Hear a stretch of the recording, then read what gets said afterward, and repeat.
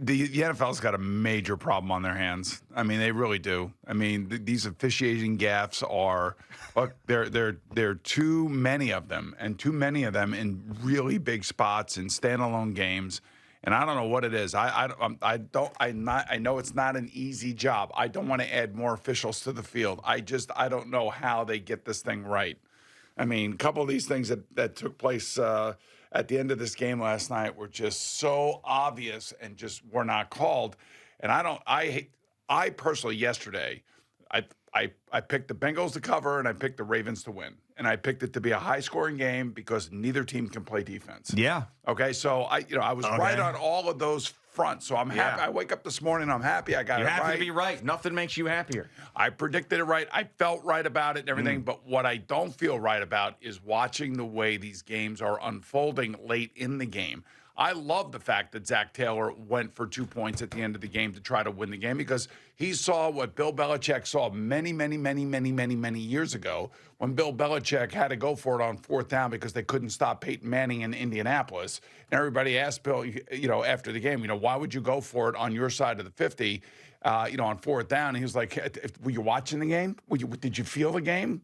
I mean, did you see what the other team was doing to our defense? Yeah. And that's exactly what Lamar Jackson and the Ravens were doing to the Bengal defense, man. He had an unbelievable fourth quarter, Lamar did. And it all really stemmed from a fumble by Chase Brown. Yeah, that started everything. You're right. Right. Because right after that fumble, man, 4 straight touchdowns by Lamar's offense. And in that previous offensive possession, the Ravens offense got booed off the field by their home fans. They went from that to total explosion and victory. But the officials' discussions are tiring because it's every single week. But I guess the one question that I have and would need to know, and it's going to be inconsistent. It's a very tough job. There's different crews, different guys, everything. It's never going to be perfect. But what I need to know, just like this in every other sport, late in a game, are these guys afraid to throw the flags because they don't want to be the reason why a team wins or loses, which is ironic because if they don't throw the flag, it's the same thing. But I feel like some guys in these situations are like, I don't want to call that holding. I don't want to call that and give them another opportunity. And then I have to stand there and be the one who called the flag. Oh, by the way, on the road. But I would just say if it's a penalty, it's a penalty.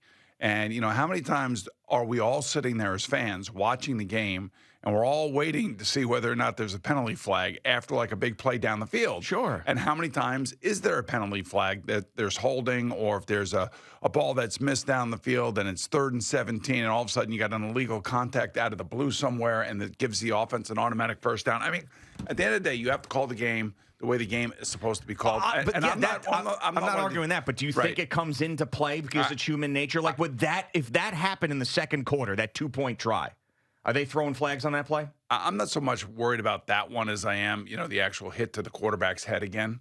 If you have Joe Burrow getting, face mask is getting pulled, I mean, like, you got to call the play. You got to call it as you see it. It's kind of like, when you think about what happened to Sam Darnold when he almost had his head ripped off. Yeah, that was one of the worst missed calls ever. So we have a lot of this, and the NFL's got a major problem. I mean, I don't suspect that anybody from the NFL office is going to come out and say, we understand that we have, inconsistency issues and things of that nature. And they're not going to do that. But we as fans are frustrated by it, and I know that. I'm sure Bengal fans are a little bit disgusted this morning, to say the least. But all right, so but I'll ask you again though, because I am curious to your answer to this. And I haven't gotten yet. I know. Many times we've said in basketball games, swallow the whistle. Don't be a part of the game. Let the players play. We never talked about that in football terms, really. We never I hate that. I don't like that. And I never believed that when I was playing. I never did. And I certainly, as a broadcaster, all the years that I've done games, I don't believe that. I actually do. Knowing Gene Steratore as well and working with him for as long as I have, there is no question in my mind that there's nothing nefarious going on. There's none of that kind of crap. No. I'm saying, is it human nature that you would put your whistle away and just let the players play. When there are obvious penalties, you have to call them no matter where they happen in the game. Yeah, of course. But do you think that is an influence, really? Because I'm trying to find an answer. So, like, there is an official who is watching Joe Burrow get smacked in the face, and that gets called probably 95% of the time in the NFL. And in this 5% in a national TV standalone game that is going crazy in a fourth quarter, and it's the road team that would have benefited from it, is human nature influencing that call and someone not wanting to throw it and getting involved, because there's no other explanation for this stuff. I know. The other thing too is that Joe Burrow was asked about it after the game. He said, "I never get those calls. I never get those calls." He goes, "I'm not Tom." He didn't say this, but I'm thinking to him. He's thinking, "Look, I'm not Tom Brady. They're not going to treat me like a piece of fine china. I'm Joe Burrow. I play for the Bengals. This is the way it goes every week." Yeah, but I mean, I got to tell you, he was amazing last night too. If I could ever design the way that you want to play the position of quarterback, I mean, totally, this is what teams want. This is how you're supposed to play it, not helter-skelter, in control of everything, throwing great passes over the tops of outreach, the arms that were stretched out and the hands that were stretched out by the Baltimore defenders. I mean, this game was about as picture perfect from a quarterback standpoint as you could say. Now, on the other side, I mean, I can't say enough about what Lamar did. He just, again, because their defense can't stop the pass, and even though they did have 3 sacks, Matabuke had a really good game yesterday for the Ravens, and I don't think the Bengals I don't remember the Bengals having a sack at all last night. But these two quarterbacks going head-to-head, Lamar owns Joe Burrow in terms of head-to-head matchups, and that fourth quarter after that fumble, I mean, he was lightning. He was lightning. And Joe Burrow, to his credit, was matching him play for play. And I love the fact that Zach Taylor came down and went for it and said, "Hey, I'm going to go for a 2-point play." And really, if you're the coach, you're sitting there going, my defense just got shredded 4 straight series for touchdowns. Oh, going for 2 was an absolute right call. I mean, there's no two ways about it, and I think that most football fans would agree. And it's a shame for me because I really like this Bengals team. I like watching them. I wanted them to, but they're still in the mix. They could definitely still go on a run and make it into the postseason. But this was a critical game for them. I mean, they lost these 2 really close games to the Ravens. They lost a really close game to the Kansas City Chiefs. We know that they can compete with the best in the conference. They may not get that opportunity because of these weird slow starts that they have and not being able to finish. But watching, I would have to say that right now, even more so than Patrick Mahomes and Travis Kelce, watching Joe Burrow and Jamar Chase together, it's the most effortless looking great play in the league. It's like it's supposed to happen. Like when it's like when Aaron Rodgers and Devontae Adams are doing that up in Green Bay. Right, in their prime, 100%. It's just like when he lets that ball go, Chase is going to get it. It's right there in his hands. It's like a soft catch, and then bang, it's yards after the catch. I mean, the numbers that they put up are just insanity. And I know that the Ravens' pass defense is terrible, but watching those two guys, I mean, not to now compare it to the New York teams, but watching what we've seen from the offenses here and the two teams that we cover every single day, and then seeing that, it's a different football game. It's a different game. It's not the same sport. Well, you can say that about a lot of teams in the NFL because the Bengals they have a special offense. There's no question about it, and it all stems from the quarterback and wide receiver. They're about as explosive. That's Joe Montana and Jerry Rice. Yeah, I mean that's what it looks like to me. And I would just say, what.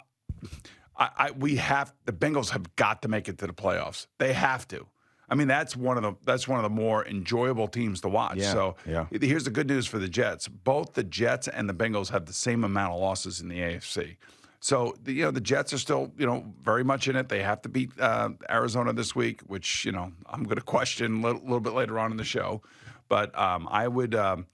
When you start looking at these things, the Jets still have an opportunity for the 7th or the 6th playoff spot, I believe. And you take a look at the wild cards now. The Ravens are 7-3, the Chargers are 5-3, and the Broncos are 5-4. You need the Broncos to lose this week against the Kansas City Chiefs. That would be another AFC loss for them. And you need the Jets to win and get the 4-6. And if they get the 4-6 and the Colts lose, and they're 4-6, and you play the Colts next week, this is the path that maybe I was talking about prior to the New England game, but now all of a sudden. Yeah. These other teams could be losing around. The Chargers, they should win at home this week. They have a relative, I would say, easy game, but they play the Titans, so they should get the 6-3 and as well. But the Broncos are on the road at Kansas City. Right, so. exactly. That's what I'm saying. The Colts have to play Buffalo at home. Buffalo hasn't won in Indianapolis in a long time. And the Broncos have to go to Kansas City, and that's a division game, and the Broncos can be a pain in the ass coming off of an ass-kicking of their own to the hands of the Baltimore Ravens. Yeah. I mean, it really, for me, everything you're saying is right about the Jets' chances and the path and what Aaron Rodgers has said. But I mean, I don't believe they're winning this game this week, and I think that it's just not going to happen. It's hard for me to believe that they're going to, after everything I've seen from them, go to Arizona and win and put it together against I mean, maybe we use spunk for the Cardinals. So I was a spunky team up there in Arizona. Right. So I got to believe there's going to be a 9-8 team that's going to make it. Sure. Yeah. There may be 2 9-8 teams that make it. Yeah. And the Jets don't have a lot of room for error. They really don't. I mean, and this is one of those games where you feel like, without knowing the future, you feel like this has got to be a game where it's got to be balls to the wall. You got to win the game. You can't come out flat. You can't have a flat halftime. You just got to whatever it takes to keep the energy up and to keep it going and somehow just come away with a win. Doesn't matter what it looks like. All it matters is it's a W. And then the next thing you know, you come back. If everything breaks the way you'd like it to break, which, maybe one of these other teams will end up winning this week, where we don't think that they will. But and then if you win, then all of a sudden, oh man, the light is on come Monday, and things are completely changed. Yeah, and that's what I'm hoping for, selfishly, from the standpoint of having a team that has a shot to make the playoffs here and carries us through November and December would be great for the show. It'd be great for Jets fans to get a taste of that and something exciting. It's just my evaluation and watching this team. It's just hard for me to believe it, even after the win against Houston. I have to see consistency. I've got to see back-to-back wins. I've got to see the offense play well again. I got to see the defense get after and find and tackle Kyler Murray. I cannot go on a leap of faith that they can go up there and win that game. And if they do, great. I'm going to be thrilled, because it's going to be just another one of those, downtrodden mornings where we all kind of I felt like it was over after the Patriots game. Now, the way things have broken, they still have an opportunity. Of course, we know they're not mathematically eliminated. There's teams that are ahead of them that aren't that good, that have better records, that they could easily come up and jump over. So there's definitely a path, but there's 2 conversations. Is there a path? Yes.